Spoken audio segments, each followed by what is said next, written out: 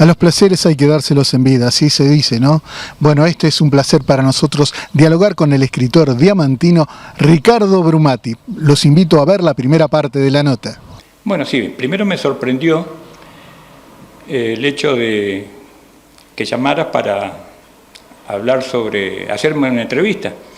Y realmente, claro, yo accedo siempre a mucha gente que viene, busca datos. Me llamó la atención a hablar de uno. Bueno, llena un poquito el ego, ¿no? Pero sí, realmente también es bueno comentarlo porque seguramente puede ser que influya en alguien que también se interese por estos temas. Es muy interesante, primero, escribir sobre el pueblo de uno, porque normalmente uno, con los historiadores, hablan de la región, del país o de determinados temas. Bueno, yo me interesé y siempre digo, yo soy el historiador de diamante, es decir, trato de profundizar exclusivamente sobre lo que es la historia de nuestro pueblo, que ha ocupado pero muchísimas páginas de la historia nacional, provincial y acá local. Y me llamó la atención porque ¿por qué uno ingresa de pronto a esa pasión por estudiar la historia del pueblo de uno? Y es que en las primeras épocas, hace más de 30 años, me doy cuenta que mucho de lo que se escribía, no había un libro de historia de diamante, solamente había un bosquejo histórico, en el cual, por ejemplo, a primera vista se encontraban algunos errores que me llamaba la atención cómo habían pasado y que eran repetidos a través del tiempo. Por ejemplo, se decía que en 1849, a punto de inaugurarse la Escuela de Primeras Letras de Diamantes, se produjo el asesinato de Cipriano de Urquiza en Nogoyá, que él en la testamentaria había dejado una cantidad de dinero para levantar capilla. Entonces se modifica el destino de lo que iba a ser ese edificio. En vez de escuela se crea la primera iglesia, el primer templo de diamante. Y lo primero que me llamó la atención, porque estamos hablando de 1849, después se inaugura en 1850, pero el asesinato de Urquiza, de Cipriano de Urquiza en Nogoyá, fue en 1833. Es decir, ¿cómo iban a recibir esa infausta noticia en ese momento cuando habían ocurrido tantos años? Y es más, por ejemplo, la testamentaria de Cipriano de Urquiza, que está en el Archivo General de la Provincia de Entre Ríos, él no dejó testamento. La que la comienzan son justamente los hijos y familiares, que ahí es donde se hace el inventario de los bienes que dejaba, y en ningún momento habla de dinero, sino que, como después aparecen papeles de Hacienda de la provincia, que, por ejemplo, ese primer templo se hace con dinero del gobierno del general Urquiza, que, como se hizo en Diamante, se hizo en otros lugares. Entonces, en esos detalles es que me dediqué a profundizar ya en los distintos archivos, primero locales, ¿no?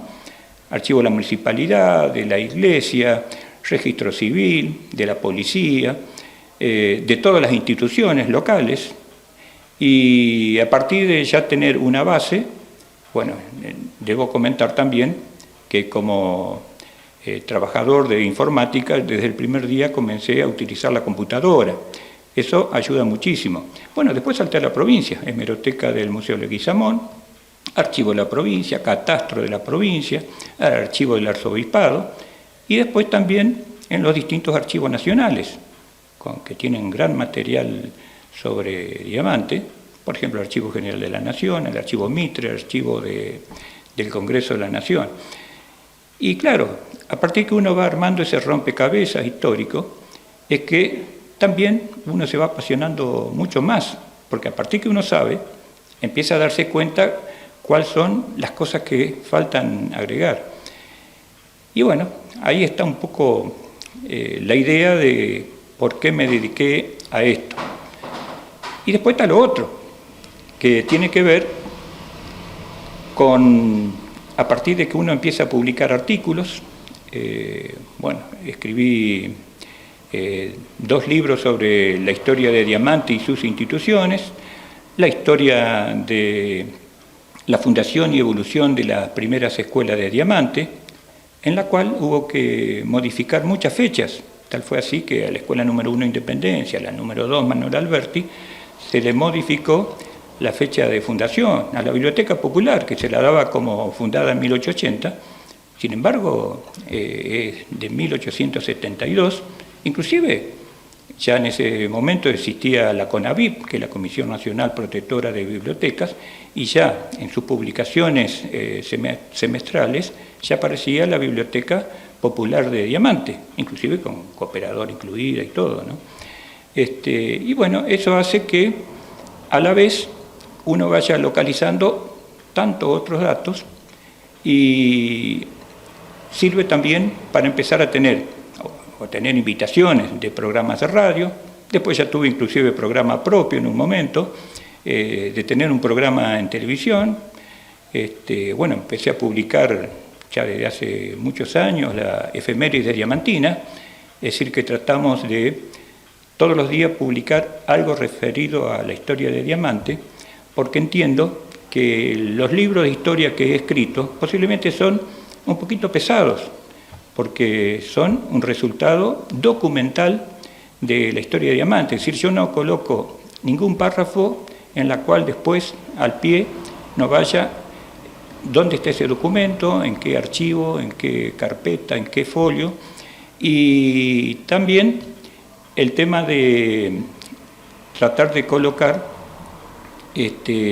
todos los detalles, porque en esas efemérides, el que no lee un libro, que muchas veces es solamente para consulta, pero el que lee todos los días la efeméride diamantina, al final del año leyó la historia de Diamante, porque todos los días va una pildorita que sirve para difundir justamente la historia de nuestro pueblo.